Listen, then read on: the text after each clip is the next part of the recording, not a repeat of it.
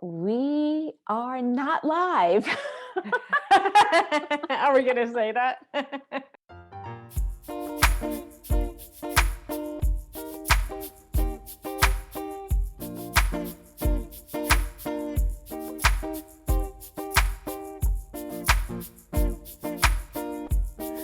Hi, everyone, and welcome back to Lunch and Life with me, Sharon, and my co-host, Rob and Joy. Yes. Welcome to the last week of February. So we start off the month with a great kickoff with Super Bowl Sunday snacks, and we had a great Valentine's Day dinner. And then last week we were talking about heart health, and We ate well. we ate very well this month. It was Heart Health Month, and as always, we tie everything into mind, body, spirit. So, Robin, what are we doing this week? Let me catch that ball as you throw that one. Thanks. We're going to wrap up with a few things. We're going to wrap up talking about self-esteem and boosting our self-esteem. And, as we end February and we're rolling into March, strangely enough, we're also rolling into really almost a year anniversary of COVID and the COVID lifestyle. So you and I had been chit-chatting about, what this year has looked like, what this next year will look like. And we threw out the question to each other, would you have done anything differently knowing what you know now? Now, both of us, I'll hold the thought for a minute, because both of us also are firm believers that kind of don't look back, right? You can't hold on to something, and the hindsight idea does not, you can have it, but you can only control what you can control. So don't live by that rule. But would you have done anything differently? Like going into it, if you knew that this would be a year of COVID, would you have prepped any differently or thought about things any differently? And honestly, I don't think I would have, because how could you? Well, I mean, except that we both were laughing that we would have stocked up on toilet paper and paper towels. that I would, yeah, I would have bought the toilet paper a little bit earlier. There was a run for it at the markets, for sure. Yeah, who knew? I tried many brands of toilet paper, by the way. Just want to throw that out there.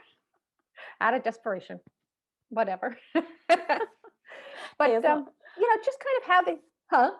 I was gonna say, as long as you didn't have to go outside and use leaves or something, it's fine. Not that desperate. Yeah, no, it's interesting because I was in California the weekend that everything shut down. And I remember it was March, and I came home on a Sunday, and literally my son called me the next day and was like, San Francisco shut down, like everything closed. And even the week or two beforehand, a few of my friends and even my son were saying, are you still coming out here? I'm like, yeah. So Right. the only thing that I might have done differently is I don't know that I would have gone Right. traveled, Right. right? But not knowing, sometimes ignorance is bliss. Exactly. Exactly. I was up in New York, actually, because I had some sort of speaking, well, with Fearless Women, I had a whole speaking East Coast sort of gig going on, but I also had some sort of like networking event. And I had gone to that. Um, and I remember my daughter was working at Soul Cycle. Of course, that was shutting down, and everything was getting weird, right? The streets were getting quiet. I remember my husband and my son's calling, like, don't take the subway. And I remember saying, like, of course I'm taking the subway. How else do you get around New York but take the subway? Right. And we decided to leave New York. She came back with me that very first weekend and's been home in Virginia since. Yeah. Yeah, and it's crazy that at first everybody's like, yeah, it's just going to be a few months. We'll be back to normal in the summertime. And here we are a year later, and Fauci is saying that we're probably still going to be wearing masks until 2022, even with the vaccines. Yeah, I agree. I do agree. Yeah.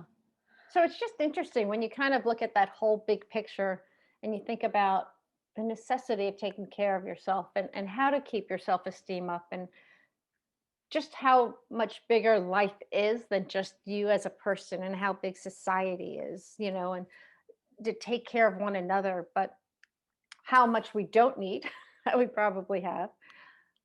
It's just an interesting thing to kind of sit back and ponder.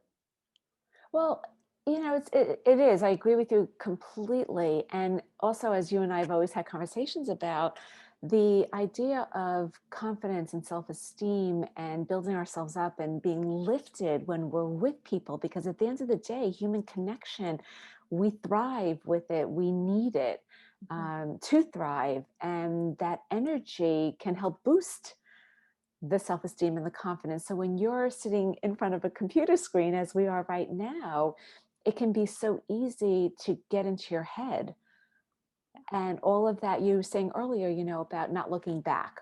We always Mhm. want to look forward. We want to learn from the past, but Definitely. we could so easily spiral back to that and let some of those old thoughts and old habits find their way back in. Definitely. And I find myself, especially now, trying to limit screen time as far as like social media scrolling. I don't know about you. Um, I don't really want to be on social media unless I have to. And of course, part of what we do is on social media, but I want to limit it. Like our connection, you're in New York and I'm outside of DC. So our connection is via Zoom to see each other. That's great. And so I'm thankful for that. But I'm also like, there's times I don't want to just scroll on Facebook or scroll on Instagram just to scroll. So it's really a very fine line of using social media properly, and not feeling like you need to, but use it for connection. Right, So right, you're not alone. not that FOMO. Not the Yeah. FOMO. Yeah, Well, not the FOMO call. right. One thing that I have found, and I'm curious for you how you've experienced this. Uh, you know, I'm an introvert by nature, and I thrive when I have some alone time to just recharge my batteries. So it's a lot. So when I'm out and networking and in groups of people, it can sometimes be a lot, and it'll drain me. And when it drains me, then I'll get quiet, and so being behind the camera has actually been helpful in many ways for me to be able to take that time to recharge my batteries and show up fully. And when Mhm. you do that, it also helps with the connection. So I'm curious for anyone who's watching, if you're an introvert, how have you been experiencing it? If you're an extrovert, would love to hear, share that in the comments. Yeah, that's a great point. And what Yeah, about, I'm an introvert as well, so mainly. yeah. Yeah, so it's interesting. And then getting back to, this month of heart health and the connection and of self-compassion and being able to boost our confidence and release fears and let go of things as we wrap up a year almost of COVID and we head towards spring. It's kind of like this turning point of now being able to start a new chapter. Definitely. Yeah. And it's very important, I think, to really be able to, hopefully with spring, the weather will get warm. That would be great. But to really take care of yourself, to really find the time to take care of yourself. So if you are an introvert and you just need to shut down and read a book or go for that walk, and hopefully in warmer weather, but bundle up if not. I mean, just do things for you and build it into your calendar. And I think we've kind of talked about that a lot. But with heart health and everything else, your body does react to stress. And so listen to it. Right. So interestingly, I just thought of a time because we're all sitting a lot more and we're doing our work on the computer, so we're not moving around as much. So our energy gets stuck. And my boyfriend's daughter um, was stuck with her energy. Something had happened, and she was trying to figure out just like how to get past all of it. And I said to her, I said, just stop. I said, and we were both standing up. I was like, just jump up and down and just go, ah, like make funny faces, noises, just like shake your body vigorously and just do that for a few seconds. Don't worry if you're making a fool out of yourself. Just do that. And Mhm. she did it for like a minute. That's a long time, a minute. And then when she was done, I said, okay, now take a deep breath. How do you feel? She goes, oh my God, I feel so much better. Wow.